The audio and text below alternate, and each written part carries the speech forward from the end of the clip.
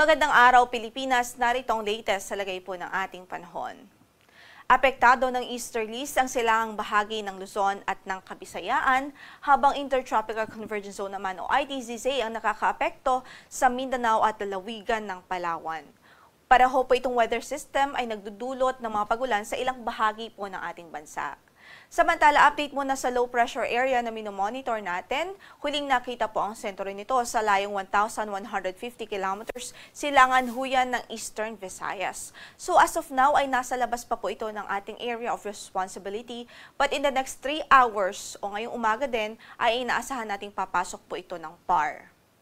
Nakikita po natin sa latest analysis natin ang magiging projection po nitong LPA ay lalapit at tatawid po ito sa Northern Luzon. At ang pinaka-early na posibleng approach nito sa landmass natin ay sa araw po ng Biyernes. At dalawang posibleng senaryo na nakikita po natin dito sa low pressure area.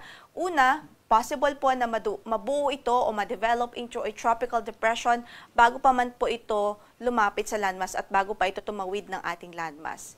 And yung second scenario, posible pong mabuo ito after na o pagkatapos po nitong tawirin ang ating kalupaan. Gayunpaman, parehong senaryo inaasahan po natin magdudulot ng mga significant na pagulan sa ilang bahagi ng Luzon. Kaya't magantabay po tayo sa magiging updates ng Pag-asa.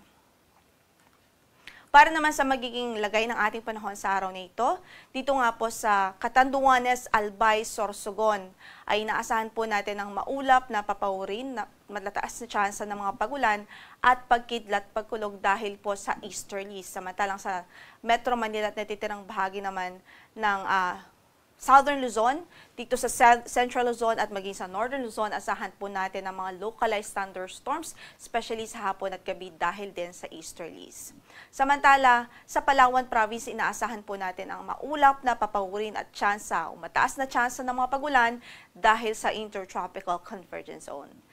Ang magiging pagtayo ng ating temperatura sa Metro Manila ay mula 24 hanggang sa 33 degrees Celsius, 17 to 25 degrees Celsius naman sa Baguio City, 25 to 32 sa Laoag City, 24 to 33 sa Tuguegarao, 25 to 31 degrees Celsius sa Legazpi City, habang sa Tagaytay ay 23 to 29 degrees Celsius.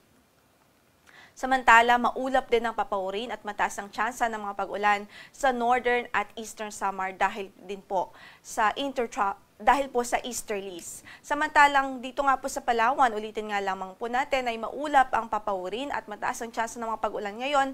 Actually, nakikita po natin na as of now ay inuulan po itong lawig ng Palawan, malakas na mga pagbuhos dahil din po sa Intertropical Convergence Zone. Samantala, sa natitirang bahagi pa po ng Visayas, asahan natin ng mga localized thunderstorms, especially in the afternoon or evening dahil sa easterlies. Habang sa Mindanao naman ay bahagyang maulap hanggang sa maulap din ang papaurin at may tsansa din ng mga kalat-kalat na pagkidlat at pagkulog any time of the day dahil sa Intertropical Convergence Zone.